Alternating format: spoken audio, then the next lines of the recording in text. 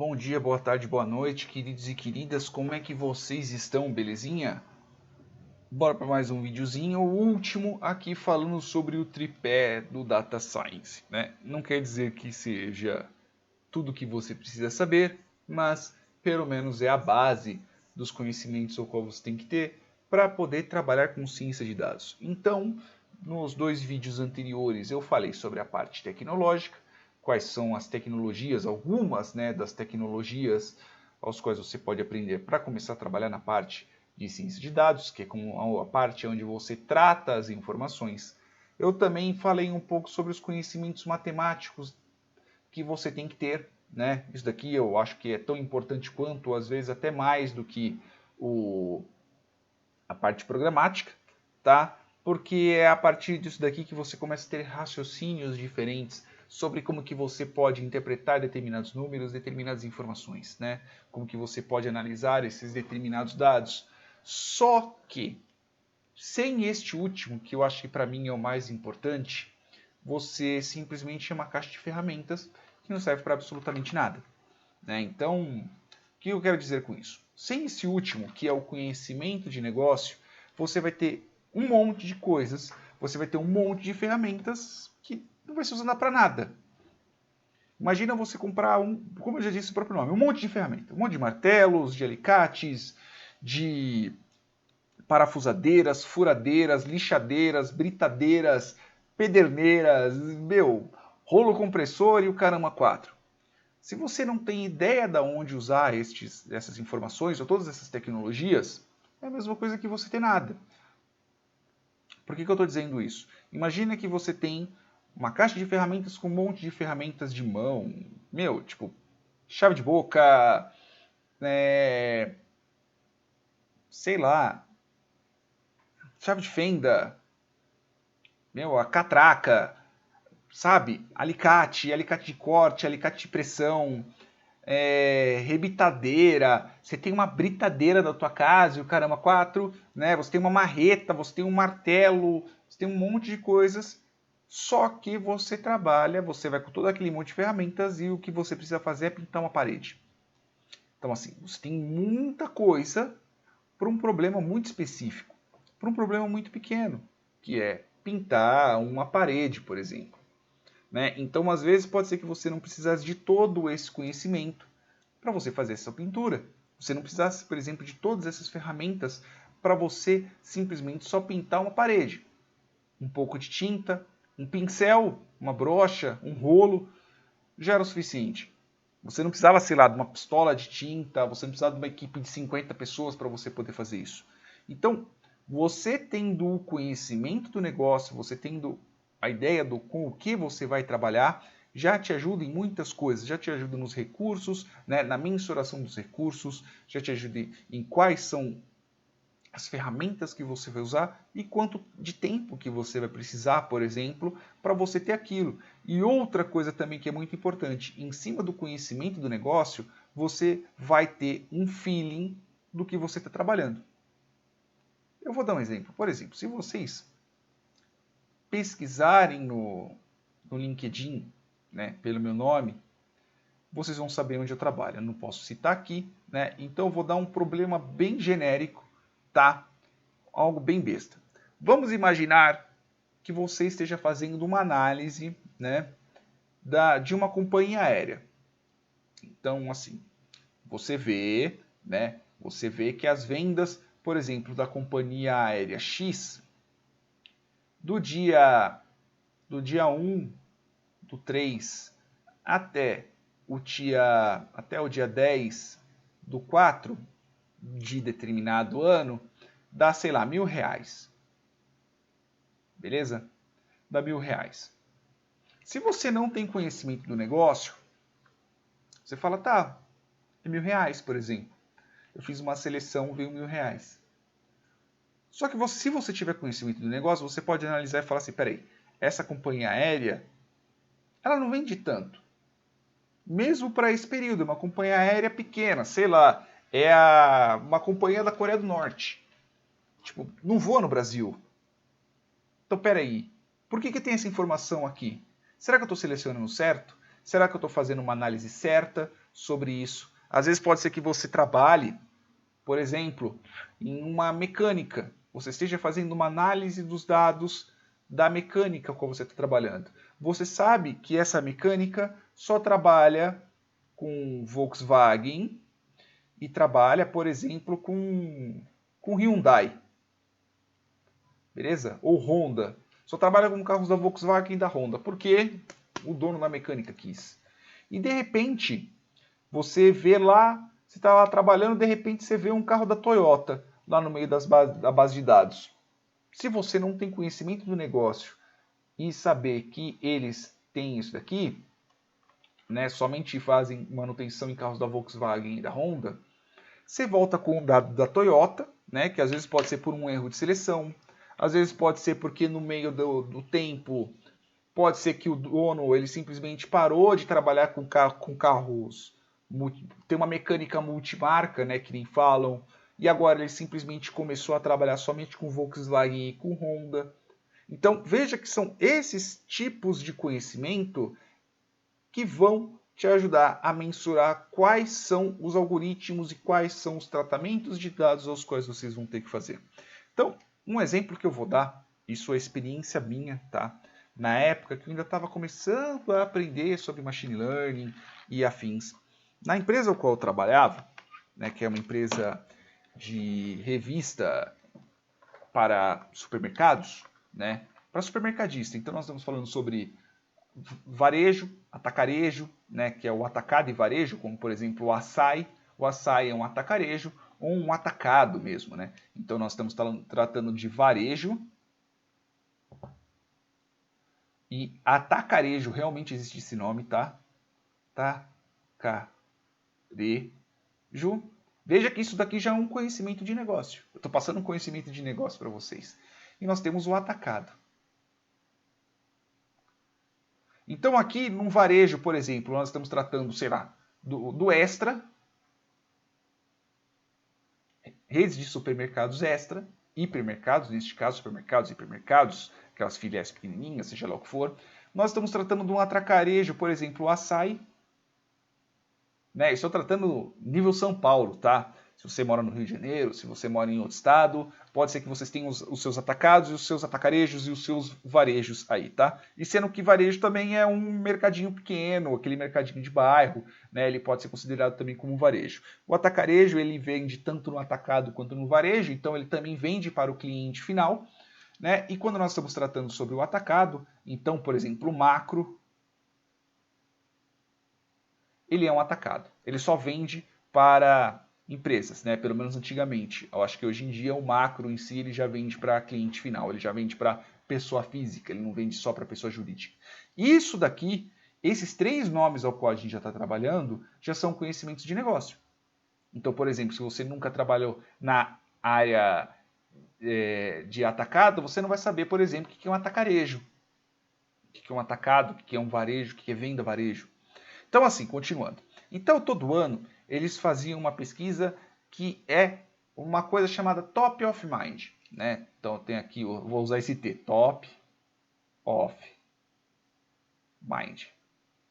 Então, o que é esse Top of Mind? Então, eu vou chegar para você, por exemplo, você vai estar lá passando na rua, eu vou te entrevistar, né? Não era exatamente uma entrevista física, né? É uma entrevista online, né? Eu ajudei a desenvolver esse sistema, tudo bem que eu não trabalhava muito bem na época, mas enfim, eu ajudei a desenvolver esse sistema, né? Antes era por carta, agora também eles trabalhavam com a parte web. Então, o que fazia? Eles chegavam para você, mandavam para você, né? Em cima da base de dados de todos os clientes que recebiam a revista, eles chegavam e mandavam falar assim: cite 3 nomes de achocolatado. Cite 3 nomes de videogame, por exemplo. Estou inventando, tá? Estou colocando, por exemplo, videogame. Cite 3 nomes de canais do YouTube. Cite 3 nomes de cantores, neste caso aqui em conhecimento de mercado, né, em conhecimento do negócio. Cite 3 nomes de margarina, cite 3 nomes de maionese, cite 3 nomes de farinha, que são todos os conhecimentos que você tem para aquilo, pois afinal de contas nós estamos tratando de uma revista de produtos para atacado e varejo. Né? É uma revista para os as pessoas que são donas de mercado e assim por diante, tá? E com essa pesquisa de top of mind, a revista em si vende, né, essa informação para saber, por exemplo, assim, ó, fulano de tal, por exemplo, a PepsiCo. A PepsiCo, por exemplo, ela é dona da marca Toddy, né? Eu não lembro quem é dona da marca da Nescau, tá? Então eu vou falar assim, ó, a PepsiCo é o seguinte, no ano X, o Toddy estava na marca de achocolatados, por exemplo, ele estava em segundo. Ah, mas no ano Y, por exemplo, né, que é um ano depois, ele está em primeiro. Às vezes pode ser que ele caia para terceiro. Por quê? Aí quem vai trabalhar são cientistas de dados da empresa, da PepsiCo, da Coca-Cola, seja lá qual for a empresa ao qual está trabalhando em cima disso. Tá? Mas em cima dessa pesquisa de Top of Mind, você faz o quê? Você vende para essas empresas para saber como é que a marca daquelas pessoas, daquelas indústrias, né, está na cabeça da galera. Só que acontecia um pequeno problema. Quando eles enviavam para essas pessoas nem sempre escreviam o bendito do nome certo. Então vamos colocar, sei lá, Toddy. Que eu lembro, Toddy se escreve assim, Toddy. Opa, e ó, 2 Ds e um Y. Assim que se escreve Toddy, o achocolatado Toddy. Às vezes a pessoa escrevia assim. Às vezes a pessoa escrevia assim. Às vezes a pessoa escrevia assim. Às vezes a pessoa escrevia...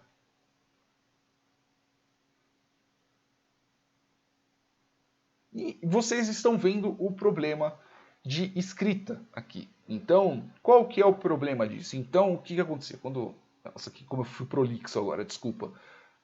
Eles recebiam essa informação, tá? E o que eles faziam com isso? Tinham que alocar algumas pessoas e essas pessoas tinham que ficar analisando caso por caso para saber se a pessoa escreveu realmente aquele nome. Então, assim, a pessoa pegava, putz, esse daqui é Toddy.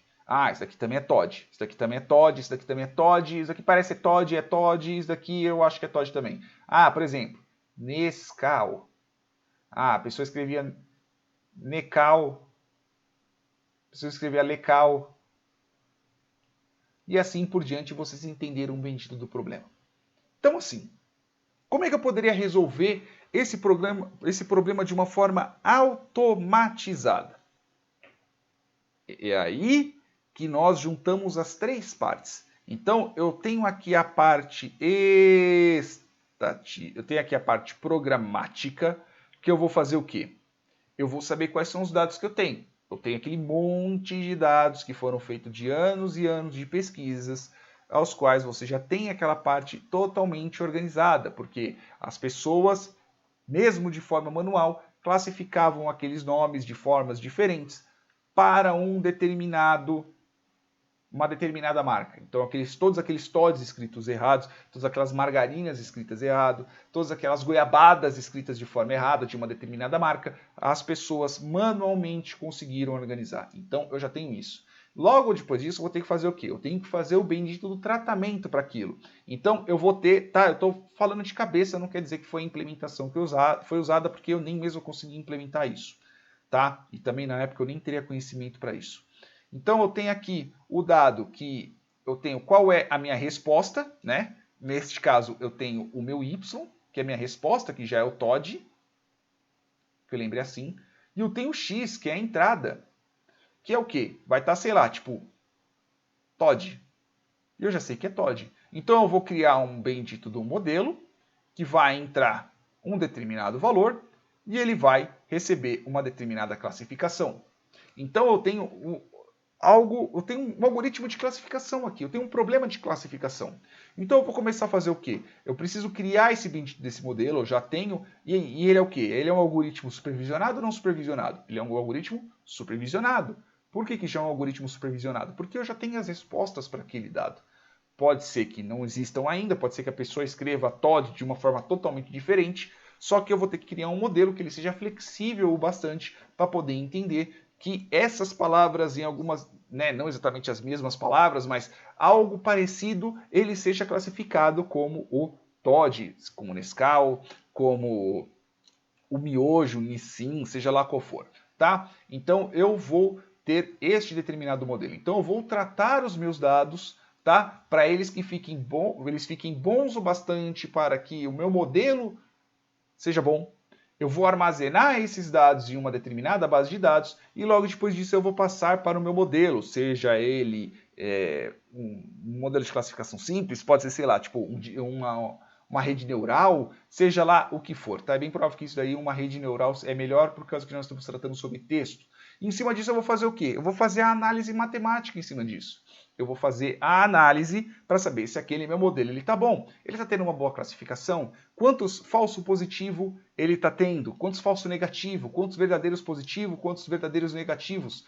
Verdadeiro falso, verdadeiro, por exemplo. Classificou de forma certa? Existem situações que ele vai, por exemplo, estamos tratando da palavra, vamos ver, uma marca, sei lá, chiclete, eu vou chamar o Fini, tá? Ó, podem ver que esse daqui é top of mind meu.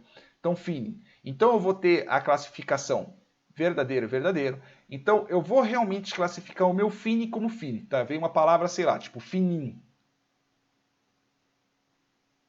Eu vou ter um verdadeiro, verdadeiro. Eu classifiquei, o Fini, na verdade, aqui é Fini. Então, eu classifiquei ele como verdadeiro.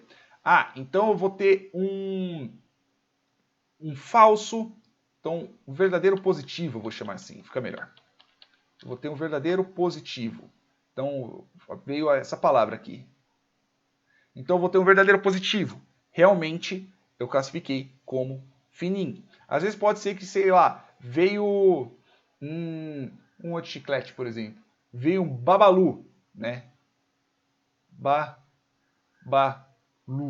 Não é fini. Então, classificou como fini. É fini? Não. Então, eu vou ter um verdadeiro negativo. Realmente não é esse. Às vezes pode ser que eu classifique, por exemplo, de forma errada. Então, era um fini, só que eu classifiquei errado. Então, eu vou ter, por exemplo, um falso positivo. Né? Na verdade, é o contrário. Eu classifiquei um babalu como fini. Eu posso ter também um falso negativo. Então, às vezes pode ser o quê? Que ele não seja fini, né? Na verdade, eu estou classificando fini, mas veio um babalu. Eu classifiquei um babalu como fini. Na verdade, ele é um falso positivo. Eu classifiquei um finim como babalu, por exemplo.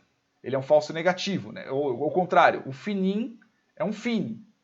Só que eu classifiquei ele de forma errada. Na verdade, eu classifiquei ele de uma outra forma. Não, ele não é fini, ele é uma outra coisa. Então, nós estamos tratando, por exemplo, de um falso negativo. Você vai ter que fazer as proporções em cima disso. Você vai ter que adaptar o seu modelo de uma forma ao qual isso daqui seja factível.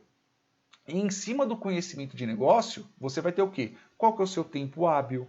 Qual é o tempo para você entregar esses determinados dados?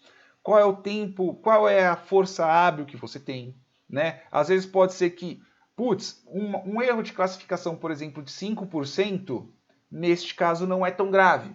Não, eu quero uma precisão, por exemplo, de no máximo 2% de erro.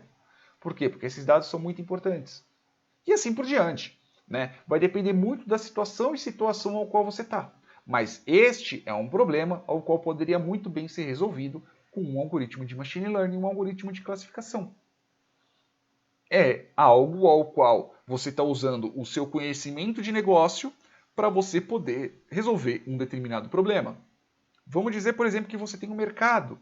E quais são os dados e quais são os tipos de programa, os tipos de produto, por exemplo, que são combinados. Ah, a pessoa que, por exemplo, compra fralda, pode ser que ela também compre cerveja. Uma pessoa que compra fralda, por exemplo, pode ser que ela compre doce. Uma pessoa que compra doce pode ser que, sei lá, compre refrigerante. E assim por diante. Às vezes pode ser que surja uma classificação estranha o bastante para você olhar e falar assim, meu, tipo, não faz sentido. Às vezes pode ser que venha, sei lá, pilha e pneu. Meu, são gôndolas totalmente diferentes, são lugares diferentes. Por que tem isso? Por que apareceu isso? Será que isso realmente faz sentido? Então eu vou fazer uma análise matemática. Putz, em cima do negócio não faz muito sentido, porque as gôndolas são muito longes. Será que eu, em cima disso, eu já não consigo contestar? Nossa, eu girei? Eu girei, velho. Dá pra girar. Não sabia. Olha, dá pra girar, cara. Eu não sabia. Interessante. Bom que pelo menos quando eu começar a escrever torto eu já arrumo. Por exemplo, eu tenho aqui, com isso daqui eu já consigo verificar se o que eu estou fazendo certo ou não.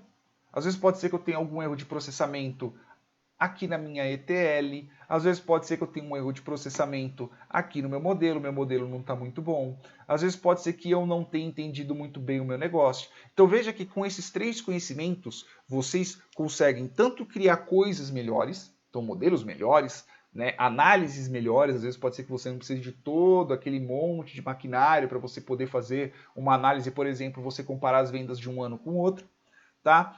E você também pode ajudar a corrigir erros em um desses 3 passos. No seu conhecimento de negócio, pode ser que você analise que o modelo não está muito bom, pode ser que você analise que falta mais conhecimento sobre essa determinada informação, né? Eu vou falar sobre o passo a passo, que é o CRISP-DM, eu vou falar sobre isso também, né? Mas em si, pelo menos por enquanto, é isso, tá? Ao meu ver, pelo menos para mim, particularmente, o conhecimento de negócio para mim é o mais importante. Beleza, meus amores? Beijos calorosos no meio da bunda de vocês e até mais.